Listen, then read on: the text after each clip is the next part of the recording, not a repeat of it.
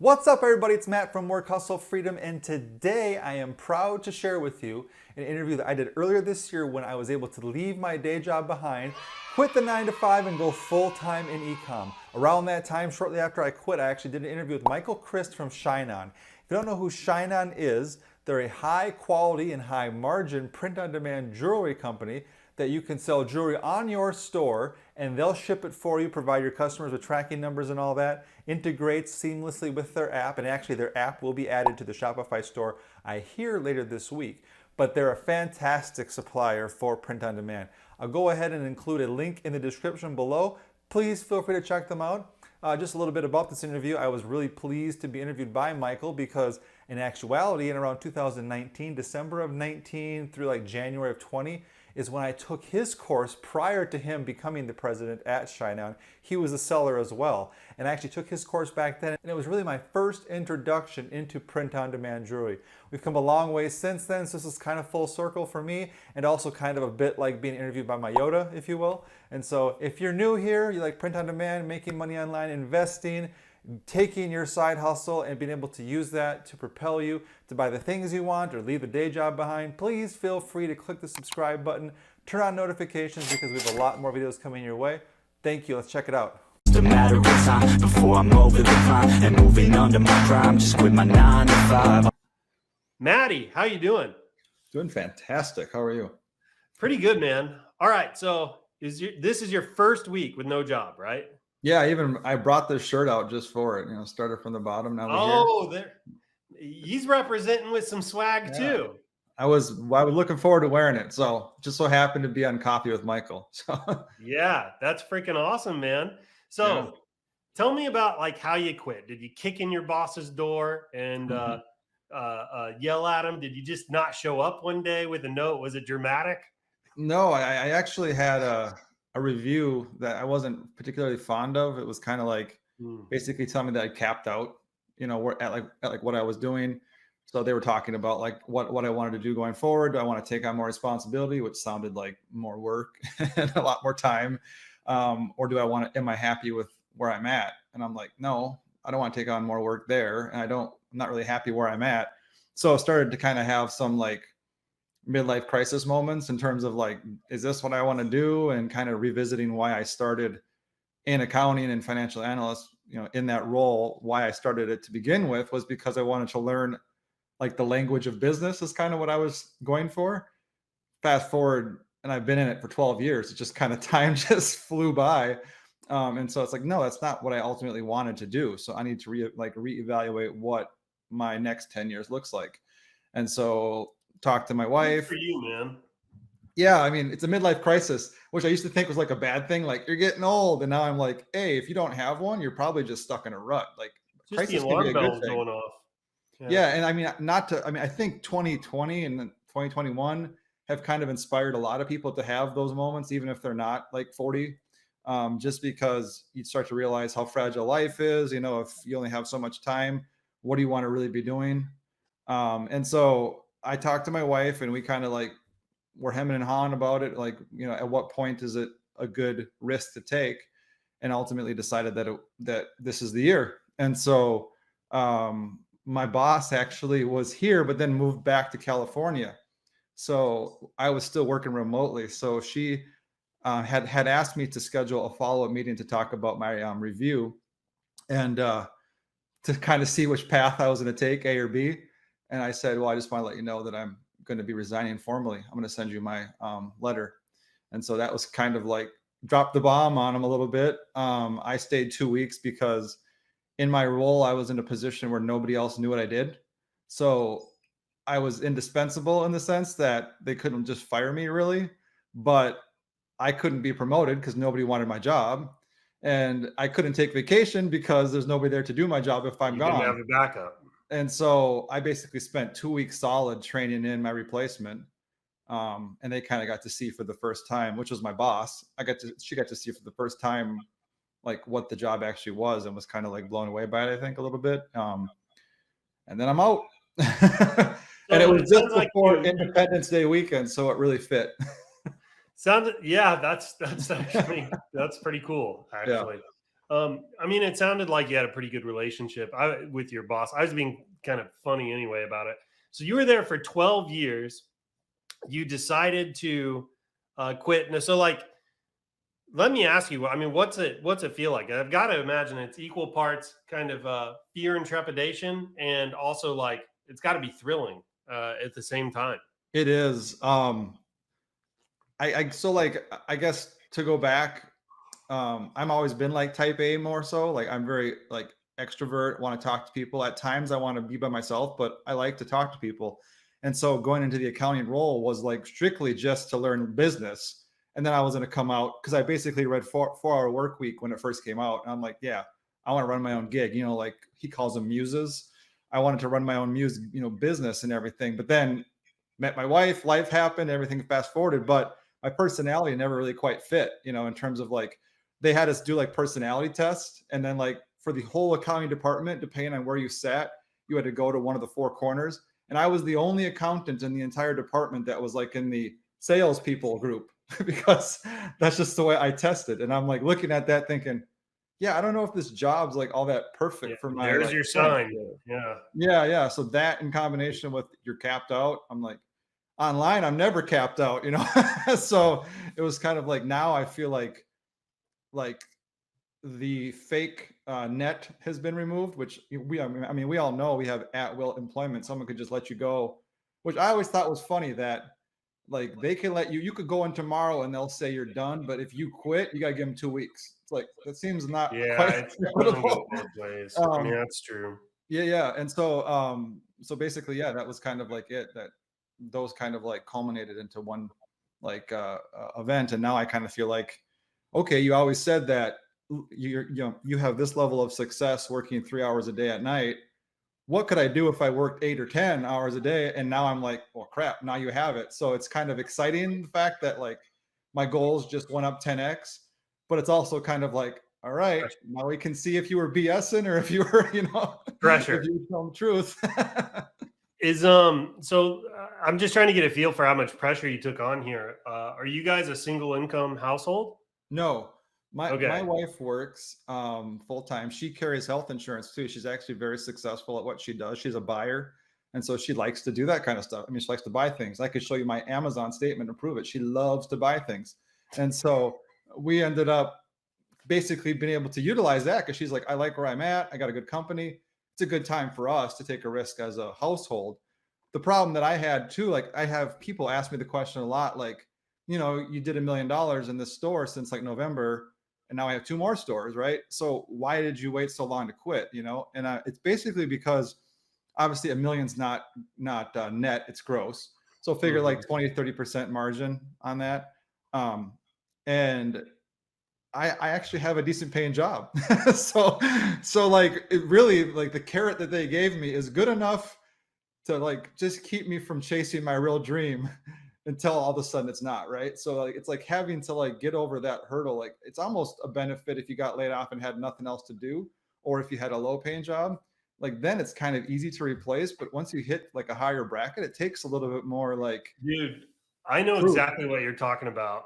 Yeah. I started my first business in 2014, and literally it's like my full-time jobs are always like just a little bit ahead of where my businesses had put me, basically until I had joined ShineOn.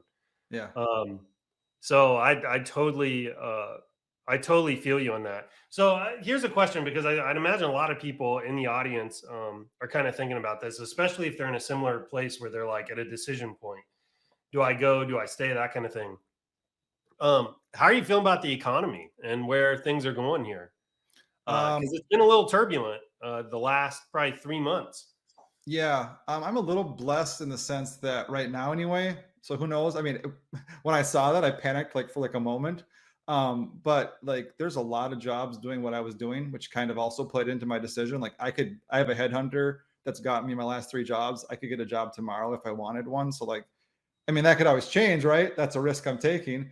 But for the most part, I feel pretty confident in that. And so, I mean, we sell stuff that people buy. I mean, it's like, it's not like, huge purchases, but it's like decent enough cart value to make it worth our while. And the margins are great. So it's like, as long as you, I mean, you really only have to sell on a couple holidays and make a full-time income. Like even now I'm selling True.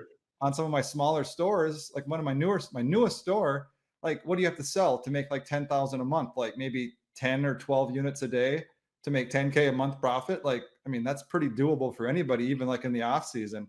And it just kind of shows you like how much opportunity is out there and how small your micro business, your Muse business, kind of going back to the, you know, Tim Ferriss thing, is like your Muse business only has to be relatively small compared to like a Facebook or a Google to make you a nice income that's even better than like a higher paying job.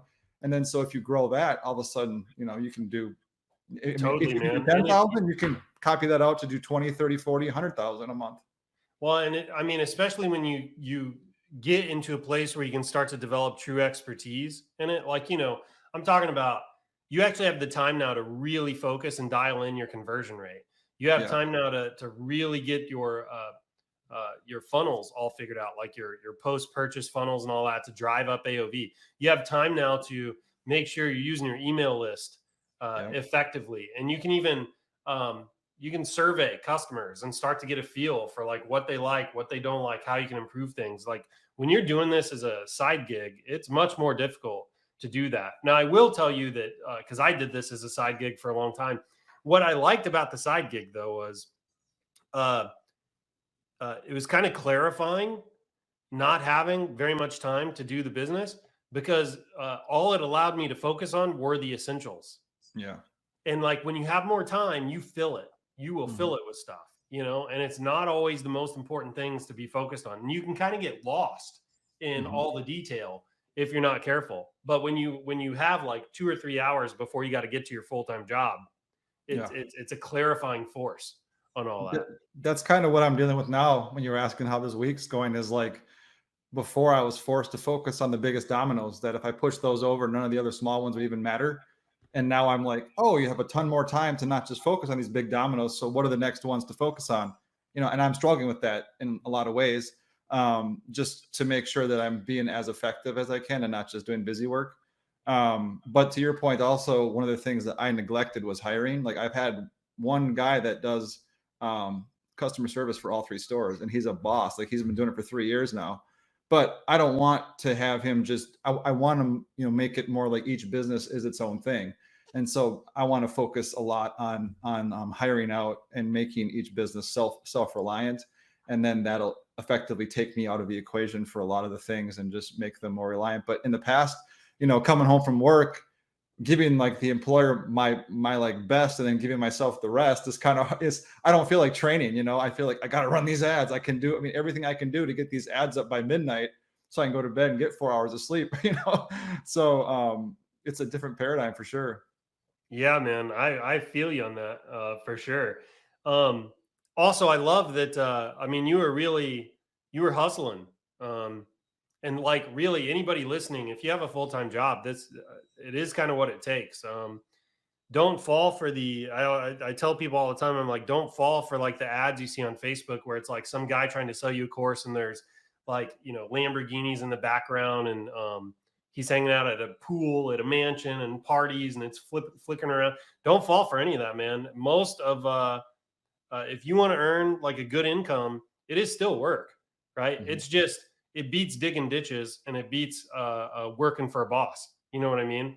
But it's still work. And the coolest part, in my opinion, about e-commerce is it disconnects time from money, right? That's the coolest thing about it, is like you can create something and then sell that thing many, many, many times over, right? And the biggest time investment was in creating it in the first place, right? And running your ads. So there's huge advantages to moving into this space, but it's still work. And it would be remiss if I didn't say that. It's not just a cakewalk. So I want to get to kind of your origin story a little bit, but real quick before we do. So this is your first week without a job. Congrats, by the way. Thank you. How many hours this week have you worked so far?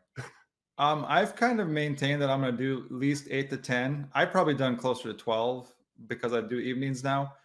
My wife would like me to not work evenings, but it's a hard habit to kick. And in the first week's probably not the time to do it. But I've committed to basically doing at least 8 hours from now until Q4 usually gets weird because, as you know, every hour you sleep yeah. is time wasted. Yeah. So really, I got like the 3 month of months to December. really kind of gauge everything in before craziness starts. Yeah, I hear you. In month of December, it's like all bets are off. Yeah, Every waking hour, it's yeah, about maximizing profit. I know. I can hear Michael's voice in my ear. If you want to be successful, maybe you want to sleep a little less. Yeah, well, dude, the thing I say this on my coffee with Michael's, and I kind of say it joking, but for me, I really feel this. I feel like I can hear the cha-ching sounds in the background when I'm like I'm laying in bed trying to sleep, and I just hear this cha-ching, cha-ching, cha-ching, and I'm like, people are getting sales right now, right now. You know, it's like I could get some of that. You know, it starts to drive me a little crazy. Yeah. All right, so let's rewind the clock a little bit. Yeah. So, how long you been doing digital marketing, e-commerce, that kind of thing? Yeah. So I basically started in 2010, back when like niche sites were really popular, exact match domains, which I still cling on to a ton of that I pay $10 a month each, just in case they ever come back in fashion again. It's kind of like my Bitcoin bomb that I'm holding on and not taking the loss. Um, but that's kind of where I started, like basically doing SEO, ranking sites. I had a lot of background in SEO and a lot of experience with it early on. And, obviously, people that have dealt with it know it takes a long time. It's not like our business where you can like put up a $30 ad and start making sales. It's basically growing this asset that sits out there forever. Especially now. Yeah, it takes 6 months, even a year to get up to speed. So I was doing a lot of that and got up to several $1,000s a month, which was like supplemental income, which is kind of what I wanted when I started out. Was like, I just want extra money to invest in things, to take trips, to buy little niceties that don't come out of our earned income budget. That's kind of what I was focused on having, and that worked. Then, of course, everybody knows we have the pandas, the penguins, and the updates. So you can put all this work into building quality sites. Google updates, slap. You go from like 3,000 a month to like $10. Like, it's almost laughable how fast it can happen. I survived a lot of them. I got hit by a couple that would like take me down to like a couple $100 from like several thousand on a site. And then, they'd recover because I was always pretty good. I did get a little bit black hat at times, to be honest. Like I complicated it a lot. I was building my own private blog networks. I was using, scraper tools and article spinners and all this kind of stuff.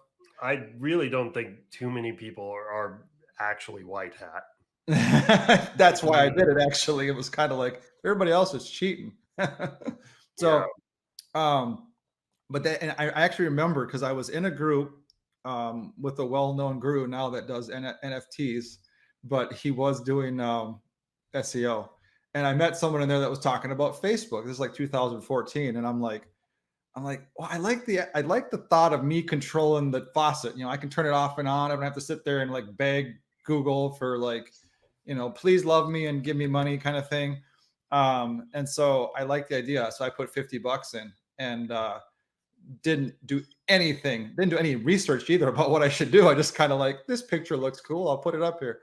And I'm like, Facebook is such a waste of time. I even went back in the thread and was like, what a waste of time. It's gambling. I'm going to go back and do my SEO.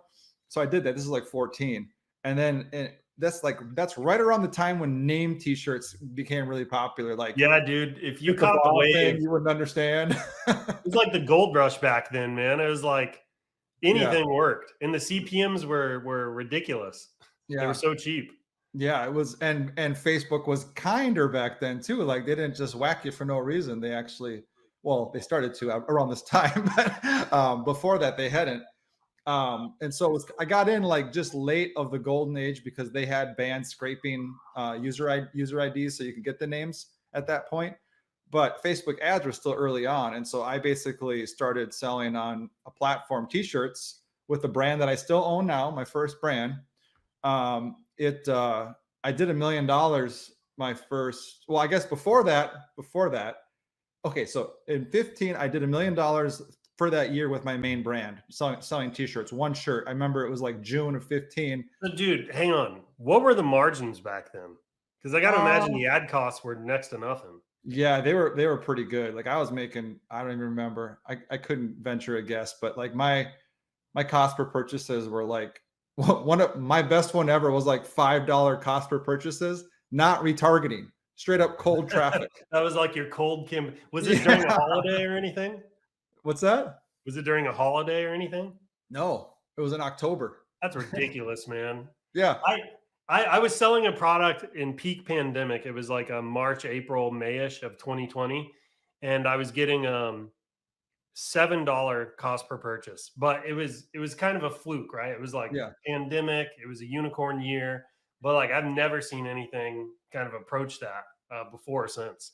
That's Yeah. incredible, man. $5. I know. I look back at my old ad accounts and my old records because I'm a big like spreadsheet nerd and I have all that. I'm just like, yeah, things have definitely changed. People aren't lying when they say about that. But that, like I said, there was always issues too, as far as like, shirt sizing and printing and things like that. We always had to deal with. But like in 1 year, I went from selling in June. I remember I was up north in the woods, literally in a tree with my laptop, because back then you had to tip campaigns. You had to sell like 10 before they'd even print them.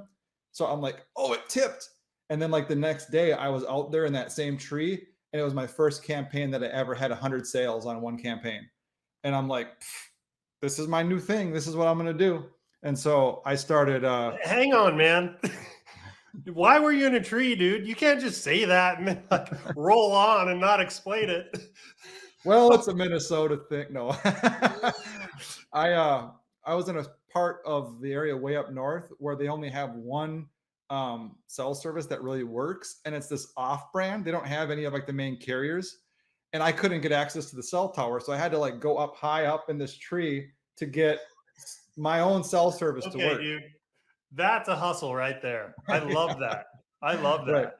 Right. Hang on. There is a lesson in this. There is a lesson in this for all these people out here watching this that want to go full time. That is what it takes, man. That right there is what it takes.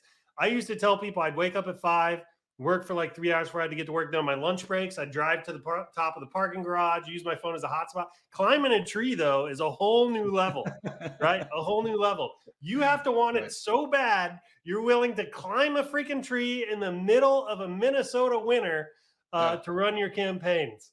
There's a TikTok video there somewhere, just me in my little like coat in the winter up there holding. Dude, my. I want to see like a wallpaper. I've got this vision in my head of you in a tree holding a laptop on a wallpaper here. My parents thought I was weird because my whole family was there, so they all thought I was weird. The squirrels in the tree thought I was weird, but I knew I was on a mission from God. Yeah, but man, yeah, you were running your ads. That's awesome, dude. Okay, go ahead, continue. I was gonna say, so like that was my first 100 unit like campaign. So like over the course of a couple of weeks, I did 100 sales. But by that October, I had my first 1,000 unit day. So it was like blew up as far as like scale. And then right in August of that year is when I started my first drop shipping store. This is back when drop shipping wasn't cool, so it was still underground. And I blew that up by the end of the year because everybody knows about ship times and things like that. And it got really I started feeling bad about some of the questionable trademark stuff I was doing. Yeah. And so then by then the main brand that started with one shirt had grown to like 3 other shirts that were really like huge sellers. And so that's when it hit the $1 million for the year from like March to December. So I focused on that because I felt like it was a brand play. I could probably have my own, everything at like some point, kind of like Kiss does, market everything under this brand. So I left the drop shipping behind and basically stuck to that brand. And then I did that for, I can't remember, I think it was up until 2019. I had a really huge run on mugs. Actually, I sold coffee mugs. That was like insane. I think I did like 5,000 a day or something like that at my peak, or maybe it was 3,000. Wow. I'll have to look. It was for mugs. It was huge.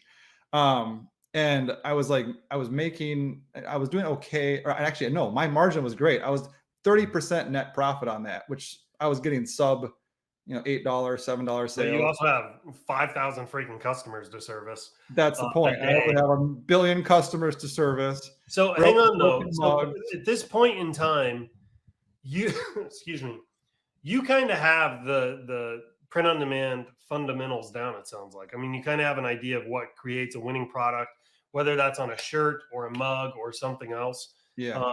I assume that you kind of had to learn that trial by fire back then, because I don't think there was tons of education out there.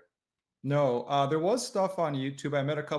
There was some like early shirt people that I still am in contact with that shared ideas, which is kind of where I started to see me by myself, like nobody in my house wants to talk to me about Facebook ads and shirts. Like I need to find a group of people that are like-minded and are going to like help each other. And that's kind of where I first really saw the power of a community and people that understood the language you were speaking and could like say, hey, I tweaked this. Like this is going to like date me, but this is back when people started putting the red border around ads. So I like remember that. some guys like, oh, it increased it like doubled like my like click-through rate. So I started doing that. And like those types of things that you'd find little tweaks that would all of a sudden add dollars to your pocket. Things that give you an edge. Yeah. And so I really started to see that then. So there was small groups of us that were working together underground kind of, but yeah. That's awesome. So you said you got us all the way to 2019 selling 5,000 mugs a day or whatever. Yeah. And this is where I get hazy. But you came out with your ecom course, what was it? Profit formula. Ecom profit formula. I signed up for that. And this is actually funny too. So when I started working with you or in that course, I took that course and just saw like when I saw like your unit count, I started thinking, what if my mugs had been jewelry? Like how much money? I'd be like a millionaire. So I started to like think like costs are rising. I need to get a better margin product first off. So it was just for anybody out there that didn't catch that. What he's saying is my AOVs when it's selling jewelry were like 3 times what he was getting selling mugs. Right. So what he was saying was like I had low unit counts but high revenue. Yeah. Essentially. Yeah. Go ahead. Yeah. And then I started to be honest with you, I like was amazed by it. I remember some of your training just blew me away. And then I just kind of proceeded to do the same thing I'd always done. Like going back, maybe tried a few of them. And I had a little bit of success actually. I think, I made a couple thousand and I was doing okay. And then I ended up taking like 2 more courses over the next year. So that must have been like the end of the year. And I took 2 more courses. I don't know. Can I say them? Is it okay if I share them? I don't care. Yeah. So Ronnie McKenzie, I took his course. And what was that one called? It was Jewelry Juggernaut at the time, I think. Yeah. We actually have I think if you go to jugger.shineon.com, you can get that one. Go ahead. And Ronnie is great mindset. Like, so up until I really got involved with him, like I really didn't kind of thought mindset was something people told you about. So you didn't realize you were losing money, but which is true and false because like, I realized like so much of my failure was based in my limiting like beliefs and just my mindset was off. And as soon as I started like really engaging with his content and he gave me like that recipe in terms of like, cause like before then I felt like, okay, I only have 3 hours a day to work on my business. If I go work out for an hour, I'm wasting an hour. But like, that wasn't true at all. Like as soon as I used an hour of the 3 to work out, those 2 hours that I had left were super productive because I was lit up, on fire, focused, had tons of ideas when I would go run that I would get and then put into my designs. So like, it was almost like the whole thing about Abraham Lincoln. I forgot what the actual quote was, but he said like, if he had 8 hours to chop down a tree, he'd spend like 6 sharpening his axe, kind of something like that. Yeah. So basically being effective and not just efficient, and so that's kind of what I took away from him big time, that and being organized. He was really good about organizing his campaign structure. And I still use a version of that today because it's easy. If you say that I'm going to launch 3 campaigns and I'm going to be a millionaire, like first off, probably no, it could happen, but probably no. And then you don't really need to have any kind of system to track the stuff. But if you're going to launch hundreds and hundreds of design tests, you need to have some kind of system to make sure you're not launching the same thing every 3. You need to be able to track results. You have to be able to track the results too, because you need to know where you're getting like positive feedback in the data, because the data will tell you where to go if you can just follow it. But you got to get it in front of you so you can do that. Yeah. And so that was I took a lot of that from him. And then I think it was just shortly. So actually, right after that, I had my first $10,000 month in jewelry. This is right around the time where like everything I had rewatched what you did over and over and over, like your live scaling. I was watching that all the time. So like, it was my TV. Like that's what I had for entertainment, was watching this stuff. And at that time I focused 100% on ShineOn. I said, if I'm going to make this work, I have shiny object syndrome. My name is Matt and I have shiny object syndrome. Can I jump in there? I want to share a little metaphor. So you just shared the thing about Abraham Lincoln cutting down a tree. And he said if he had 8 hours to do it, he'd spend 7 hours sharpening his axe, right? There's kind of another analogy that I've heard that I always think about when it comes to this kind of thing. So someone was talking about a log that they were trying to cut for firewood, and they've got an axe and they start hitting the log and they're trying to get it to break, and they're hitting it in a bunch of different places, right, to break this log. That to me is the equivalent of shiny object syndrome, right? It's like you've got this goal, you want to attain it, right? But it's like you're not focused. You're all over the place. And anybody here that knows anything about chopping logs, you can't freaking break a log in two by hitting in every place. But you got to hit it in the same place over and over and over and over again. Eventually, even with a dull axe, eventually that log will split, right? That is the power of focus. And that's why that shiny object syndrome at some point becomes a detriment and just keeps you from your goals. Anyway, go ahead. I was going to say, just to add to what you were saying, compounding that ineffectiveness is the fact that if you're working full time, you only have 3 hours. So if you're splitting up a half hour in 6 different things, you're not going to get anything off the ground. There's no critical mass there.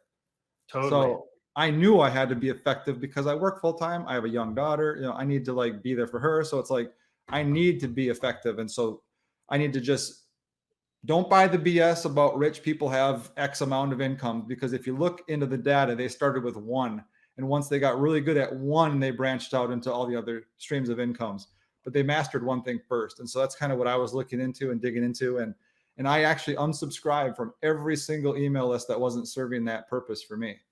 And I just did ShineOn. And then I joined ShineOn Coaching. Before it was ShineOn Coaching, it was the Triumph group with Crista. Yep. And Crista taught me a ton about phrase building because he's the master. I remember he was in the mastermind with you too. And I remember like he was first starting out and he gave us this like graduation design and was like, hey, whoever wants to run it, go ahead. And like nobody knew who like Crista was. And so nobody like did. And then he goes on to do like 6 figures with it. And I remember thinking to myself, I'm never going to not listen to Crista again. He's a genius in this space. But that was early, so we didn't know, right? He was still blossoming too. Yeah, fair enough. The thing with Crista, though, just to give him some props real quick, that guy, you know, he grabbed onto this thing and he just didn't let it go until it had succumbed to him. I mean, that guy did not start out hitting home runs. He was in loss for quite a while. Yeah. And like I said, he just did not let go of this freaking thing. And he wrestled it down to the ground until it submitted, and now he's Crista. And we're all fanboys. So yeah, for sure. Yeah. And so I was, very active in the group. I went to all the calls, learned a ton from him. And then, but like, I still was like, just feeling like I was missing. Like, I feel like I had like all this information and all these pieces I just couldn't really put together. And so like basically in the fall, I signed up for Mario's mastermind. So I was doing both. So I had already taken the courses, plus I was in, the ShineOn coaching, and I was doing Mario's. Where are we? Are we in 2021 now? Fall of 21? Yeah. Okay. Yep. Sorry. It does get, everybody's like 2020 year feels like a Groundhog Day. So it just like blurs over. So yeah, coming up into there, and I work with both of them quite a bit. And Mario and I had a lot of conversations because I think he kind of saw my like background, but like I never could get a jewelry thing to really pop. I did a little bit of graduation stuff that did okay. I'd make a few thousand, but like I'm seeing people post these screenshots and I'm just like, what am I doing wrong? And Mario just basically told me like, I have to get my testing schedule. He got all these things that I needed to really hone in on. Focus on pulling those levers you can control. You can't control how many sales you get because that's up to the market. Right. You can control how many designs you're testing every day or every week. Those are the levers you focus on. Yeah, I call them the outcome takes care of itself if you do these things, kind of thing. It's the difference between lead and lag measures. It's like the lead measures are the things you can actively control. They're the levers that you can pull. The lag measure is the thing you're trying to influence. The analogy I always use to explain to people is like weight loss, right? It's like the number on the scale is the lag measure, right? The lead measure, the thing you can control, is like how many calories you're consuming, how much time you're spending at the gym, that kind of thing. Yeah. Right. Steps. Give us some examples of some things Mario told you needed to focus on.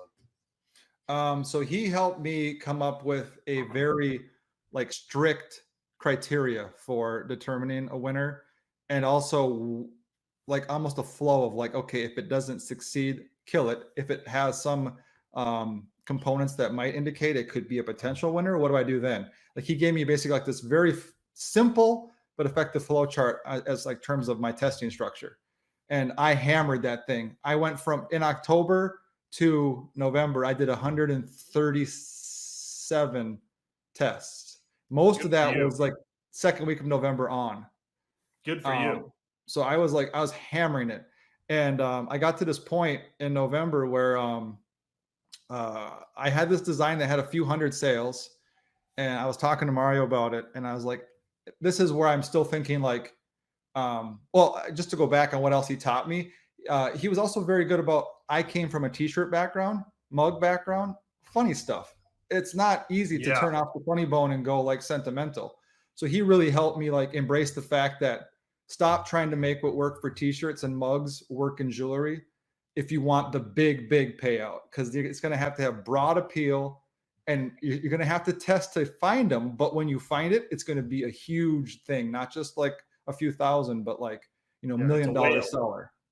Yeah. So really to embrace that and get almost like take away all my bad habits that I'd come up with. But they're not bad. They just served a certain market, I guess, versus being a little tweak for this market. So anyway, I was showing him this campaign. I had several hundred sales on it. And he's like, well, what's your profit loss? He's very big on profit loss. You got to know your numbers. And I'm like, well, I'm down about $1,200. It's like, why are you still running it? I'm like, well, some days it has good sales. And I think it might turn around if it could just string together a couple of good days. I go, maybe it's just Facebook being Facebook. He's like, no, kill it. He's like, do you have anything else that has promise? It's like, yeah, I have this other test that I think is doing okay. Like it's pretty much like at a 3 ROAS, but it's really small. He's like, well, do some phrase variation building on that one. And I'm like, all right. So I turned off the one that I was in love with because it was a really cool design. And can I jump in quickly? Yeah. This is because this shows Mario's wisdom when it comes to scaling, right? Yeah. Mario knows that you cannot mistake a winner. Right. Like there will be, trust me, when you hit a winner, you will freaking know it. You won't be sitting there wondering if it's a winner, and you won't be sitting there trying to make it a winner with clever like ad methods and things like that. Winning products take you for a ride, right? Yeah. And most of the time when you have a winning product, it feels like you are trying to stay caught up with it, right? It's like you are trying to be caught up with it and trying to optimize it as best you can, but it is leading the way. You are just along for the ride. Yeah. Yeah. So go ahead. And I was going to say also, so going back to like, I'm an accountant, but I'm like a recovering accountant. Like that's not I'm like a musician background, like artsy fartsy, did a lot of art history and stuff. So like, that's kind of where like my two worlds clash in jewelry cards perfectly or like even like marketing, because I get the design component, but I'm also very numbers by education, not by nature. So like my two like skill sets really basically like combine well for this market. But anyway, I did like a 5 or a 7 variation test on that one, and ended up that a couple didn't do anything. I killed them. One of them had no sale. Actually, none of them had sales the first day. The second day, number 137 did 3 sales, and the next day it did 5. This was the variation on the other one that had a few sales, right? Yeah. And it wasn't the variation I liked. Like to this day, I'm not really proud to say it's mine. I don't know that I buy it for my significant other. It was in the love niche. But it went on to do $500,000 basically by itself in Q4, a little over $500,000.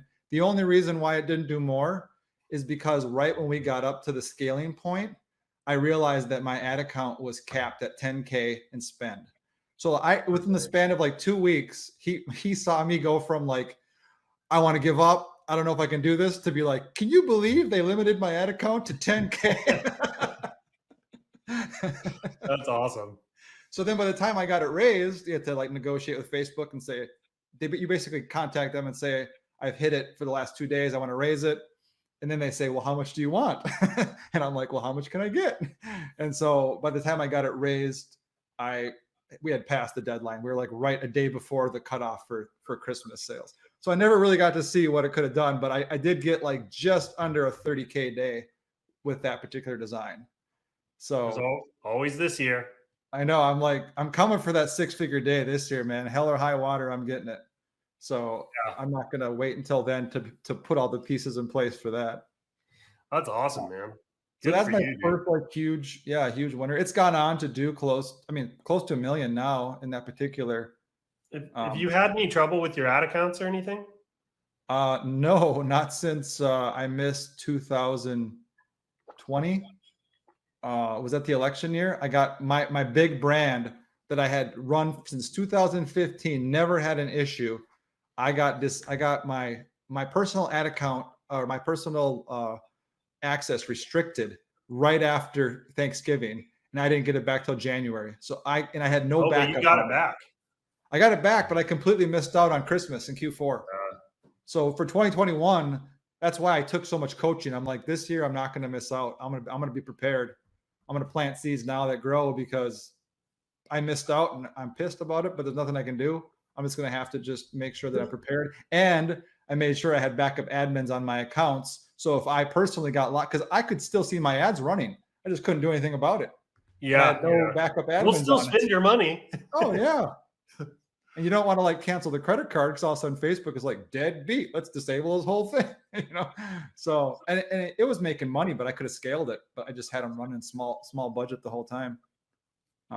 So yeah, and then after that, obviously that was like the thing that took that particular brand to like where it's got a mature pixel now, and now I can, to be honest with you, testing gets easier. I don't know how much of it is that it's probably equal parts that I've done the reps to know what a good card is. Yeah. I'm not like Crista where it takes like 3 or 5, whatever, but like my batting average is way up compared to what it was. Part of it's experience and part of it is now that particular ad account is matured. So it knows what to do. Yeah. When you get to the place where you can feel it, that's when you kind of know, when you look at the data and you're not even, it's like mentally you see the numbers but you're not processing it mentally anymore. It's like you can look at the numbers and you feel whether or not it's got potential or not, and you can move on. When your intuition starts to click in like that, that's when you've put in the reps. Yeah, and then once you see it, I mean, I've actually done it. Now, I've had 2 more decent sized winners since then, so like 3 total that have basically been like the biggest contributors to all that revenue and why I'm here now, quitting my job. But like, I saw those and I reacted quicker. Like I could like identify the ones that have potential faster and make iterations. And like, it just seemed to be like, it's almost like the sword and the stone, right? Like once you pull it out once, you can pull it out again because you know what it takes to do it. And like you've been there before. And so obviously at first it was kind of like, oh crap, did I get lucky? Am I going to be able to like do it again? And so like I've hit decent size and Crist or Valentine's Day, all the major events, I've had a decent winner. I think except one. I can't remember which one. Was it Father's Day? I had one where I just couldn't trigger it, and then I had some personal things that took me aside. But it's like, once you do it 3 times and you're starting to scale it, then you're like, okay, maybe I have a skill and it's not just dumb luck. Yeah, that's awesome. Yeah. So that brings you basically current. So you had this track record behind you of success. Clearly, your confidence level has been built. You definitely have a system now, which sounds like it's in large part to your past experience, but also like all the courses and some of the coaching along the way. That ties into a big part of like, I always tell people, you need to make sure you invest in yourself. Take the courses, take the coaching. I've done it. I drink my own Kool-Aid here. They're cheat codes is what they are. You get to learn from somebody else's experience how to do this, and you don't have to make the same mistakes that they made. So they're totally worth it. So anyway, yeah, I mean, just to piggyback on that, I didn't have like, when we had like decent income, but not a ton of money, to like put into everything. And so I don't necessarily think everybody should do this, but this is what I did. So I was contributing like a ton to my 401k. And I just said, okay, I'm going to leave whatever they're matching. I'm going to still contribute that, but everything else that I was going to put in my 401k, it's going to my business now.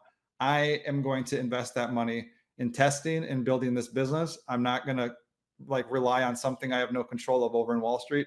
I'm going to invest in myself, which is kind of like killing a sacred cow if you adhere to like strict financial advice from the financial planners. Don't kill the 401k. But it's like, if you look at the returns now that I've gotten on that money, that like whatever, a few $100s a month that I was going to just put in to test, like there's not any kind of investment that would have given me that kind of return, which you say is betting on yourself, both for coaching and for testing. I feel like as soon as I entered the entrepreneurial space, I feel like the entire world inverted a little bit on stuff. I just mean like people say buy houses, they say that house is a good investment. I've had a house now for 2 years. I'm telling you, this is the worst investment I ever made. Yes, I have a roof over my head and I don't have to sleep in the rain and all that. I'm like with you on that. I have a mailbox, all that stuff.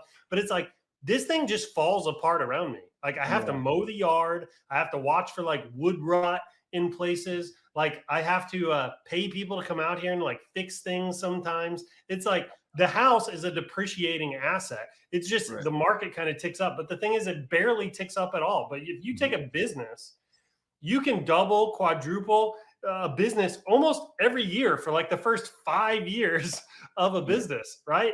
It's like you can get the returns you can maximize out of a business are so much more than practically any other investment I've ever heard of.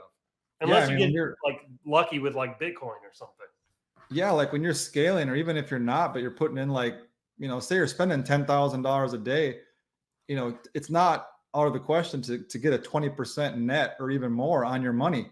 Where else can you put $10,000 and make 20% that day? Yeah, a day. That's the key word there. We're not talking about a year. We're talking about a day. Yeah. Yeah, like that's when I realized I made the right choice. Like, yeah, I put $1 in, I get $1.20 back. I'm going to keep doing it. Yeah. So, all right. So what have you done with, like, in what ways has your life changed since you hit success? Obviously you've quit the job, which is pretty cool. Yeah. What else? Have you done anything? Have you spent the money on anything, trips or? No, well, obviously we don't have to talk about necessarily, but I started coaching because I had so many people kind of just being on Coffee with Michael last time and stuff reach out to me. And I only have still so many hours up until this week to dedicate to people, to helping people. So I've actually started doing a bit of coaching for Mario, which I enjoy a lot. I started to realize how much I knew. Cause like, when you know something, you kind of like take it for granted, like everybody knows it. But really when you start working with people, you realize, holy crap, I've learned something in 10 years. Which has been really eye-opening. It also tests you to make sure, you know it, but can you teach it to somebody else? Because that's the true definition of knowing something, is being able to teach somebody. Yes. So I've done that. And then back to my like 2019, when I had that big mug run, this might kind of fly in the face of your real estate thing, but not directly. I bought a couple of lots that were up on a lake, just like 2 hours north of our house. And then I was planning on building a cabin on it. But then the pandemic happened, and lumber is so expensive that it like doubled the price of what I'd paid to build the cabin, even being logs or whatever. And so I kind of put it on hold. But then in the process now, that land has doubled what I paid for it, more than doubled what I paid for it. And then now with like this like ShineOn money, I've actually started, now that the pandemic's kind of over here, I started developing that, like put a driveway in, got a shed. Good for you, man. I got a boat lift and dock going in tomorrow, actually. So yeah, it's kind of like the Minnesota Lambo. You get a lake place. Do you own the lake? What's that? Do you own the water too? No, it's actually on a bay that's connected to one of the major lakes in the area that has Okay. a big resort on it. It's got 3 golf courses on it. So it's a nice area. Good for you, man. That's Yeah. incredible. Are you kidding me? So I feel like if everything goes to hell in the handbasket, I can go up there, and we actually just put a 35-foot camper on it. So if everything goes to hell in a handbasket down here, I'm going up there. Dude, that's amazing, man. That's amazing, dude. I think my dream would be a travel van, right? Starlinked up and just like bouncing around to campsites and boondocking and stuff like that. I'd love that. So Yeah. you've got me excited just thinking about that. That's awesome. Yeah. Yeah. And it actually has great internet up there. I saw the neighbor getting charter installed. I'm like, we got broadband up here? You don't have to climb trees anymore. No more trees for me. I'm getting the direct connect. So that's next on my list too, is getting it wired for internet. Good for you, man. So are you like to the trailer? Yeah. So hang on, is it like a camping trailer? Or is it like a trailer? It's a tow behind, but it's like 35 feet. So it's huge. You'd have to get like a big truck. Camping type trailer. It's like a yeah, RV. it's more of like a put it where it is, unless you have like an F-250 or something like that. Yeah. And with gas being like it is, you probably don't want to tow it a lot of places. So you have power hookup and all that stuff? Yeah, it's got the pop outs on it, so it's big inside. It's got microwave, TV, everything in it. Outdoor bar with fridge, kitchen. Yeah, that's awesome, man. Good for you. Yeah. That's incredible, man. I'm just so stoked to hear about that. Yeah, and my goal is to go up there and start hearing some ka-chings in the forest, right? Dude, I'm envious. That's amazing, man. Good for you. Yeah, thanks. All right, so what now? Like, what's the future look like? Oh, so after I had the success of the one store, I started 2 more. So I started that with the intention of expanding out. Ecom for me is like not the end all be all. It's like I said, going back to Tim Ferriss, 4-hour work week, it's my muse. It's my cash flow infusion machine. And so I have plans for that money outside of e-commerce. Obviously, I figured if the best, you and I already talked about the returns you can get. I felt like, well, if I can get these kind of returns, I should just, triple what I'm doing, add 2 more stores, build them up, get them to like $1 million, rate, like a $1 million run rate. And then people will buy them from you. You can just sell them off and get a cash infusion, take that cash, invest in real estate, whatever else you want to, other revenue producing, assets, and then just kind of like rinse and repeat. And then if you have one that you want to take, maybe you want to not sell it. Maybe your goal is to grow it to like a multi-million-dollar brand. I have no doubt you can do that if that's your path as well. So I have one that's kind of where I want to go. I do want to take it to like a multi-million-dollar brand. I already have a trademark and everything on it, and I really want to brand a lot, like a ton of stuff. And the other 2 I have, I'm basically going to sell them at some point once I get them to where they need to be financially. And then I'll just keep on rinse and repeat and taking the money and putting it probably in real estate, to be honest with you. The neighbor has a spot that I kind of want to buy, because then I'll have that whole side of the bay. But then, people up there are renting our Airbnb in their places for $500 a night. So, that kind of takes care of your mortgage if you rent it out for a weekend. Well, that's different, right? To me, that's just another business. Yeah. You'll learn about this house thing. Trust me. Oh, I've had many houses. Actually, that's the only way I paid off my student loans was I bought a house and it went up to like double what it was. Look, for everybody listening here, I probably wouldn't listen to me, because literally everybody I talk to about this thinks I'm wrong. I'm just kind of bullheaded on the house. Well, no, I think it all comes down to even when people say, who should I coach with? First, you have to know yourself. So know what you want first. And then that's going to dictate where you should go and who you should learn from, or what the path is for you as far as home ownership. It's not the same. It's not one size fits all. It's what are your goals? What do you want to do? And so that's kind of, I think, being self-aware and knowing yourself, even though Gary Vaynerchuk, self-aware, he makes it all kind of weird, but in a very real sense, that's kind of what happened to me. I knew I want to sell jewelry successfully. Okay. Well, I'm not going to learn from somebody that's selling drop shipping stuff. I'm going to learn from someone who's selling jewelry. So and I'm going to do the e-com model. So identifying that path for yourself first makes everything else easier. So I totally agree with you there. So now you're you've quit your job, you've got these 3 stores. You're also your coach. Explain the coaching with Mario that you're doing. What's that? Yeah. So I basically take one call a week of his, or maybe two sometimes, and I work with people on, test how they can test their stores. Basically, doing what Mario did for me, giving them guidance on should I kill it, should I go to phase 2 testing, should I scale it, those types of things. And then I also do scaling for people that hit winners, because obviously I've scaled several campaigns now, and so it is scary. Like, as even like testing at mass. So like taking your budgets from like, dirty 30 method, doing 60 a day, to all of a sudden doing a couple hundred to 500, like to 1,000, like that's like one set of skills and one comfort level. But when you start doing like, so to give you an example, when I was scaling for Q4, I had 90 ad sets with $400 budgets on each of them.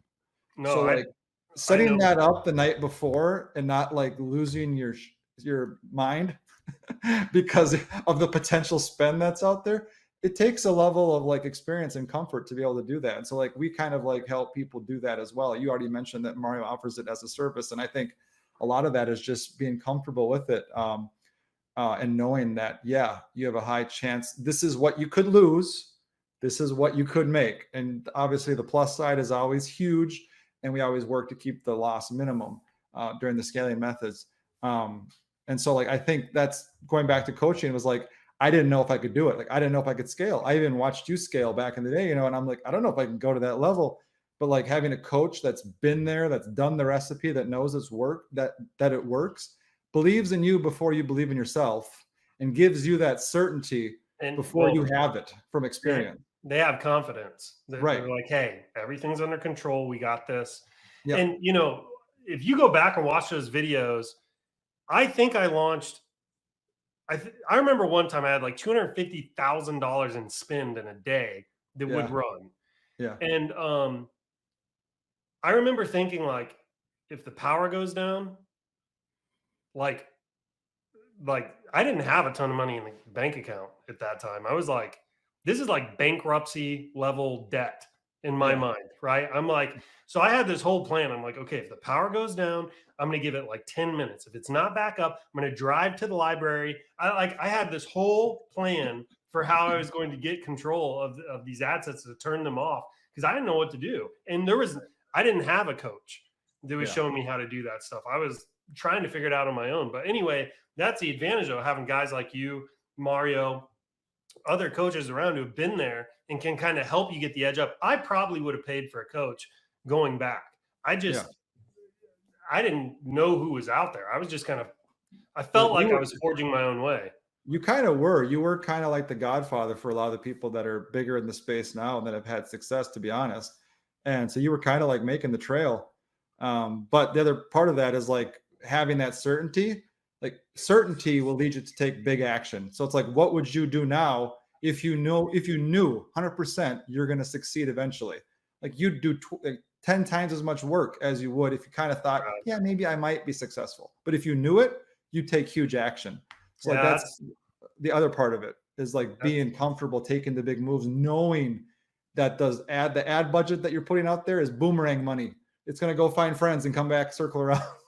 Dude, I actually, I love that. I think this is kind of a good place to kind of wrap up to. Here's what I love about it. It's there's a faith message in there, honestly, about like seeing the result before it's there.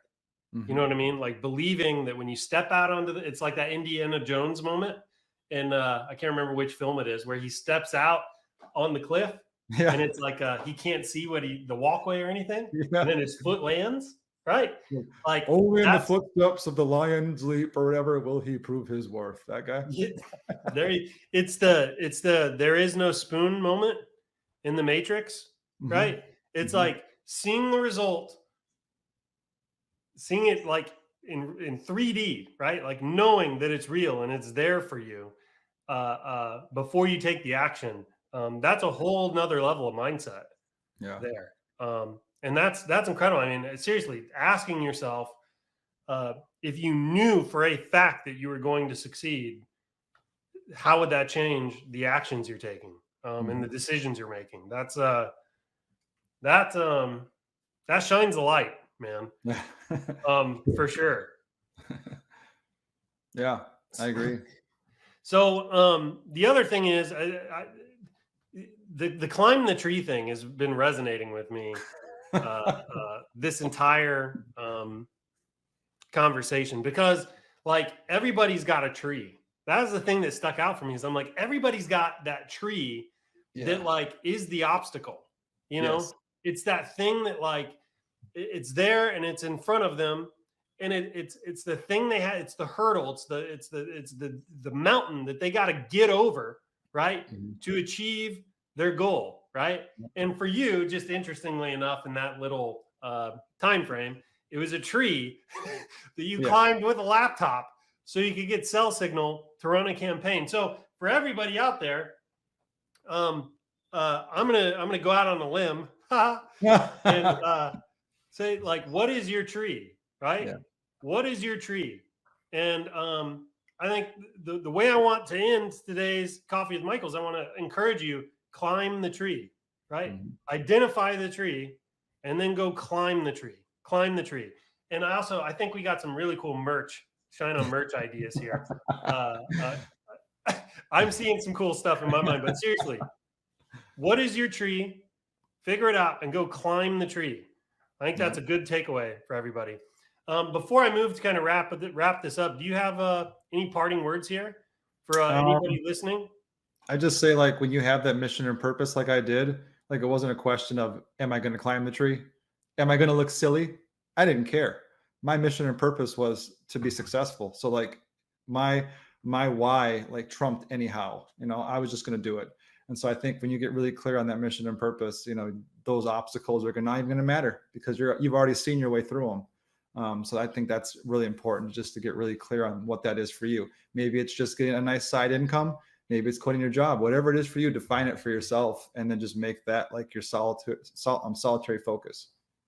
Yeah, that's amazing. I couldn't agree more, man. It's just a matter of time before I'm over the climb and moving under my prime. Just quit my 9 to 5.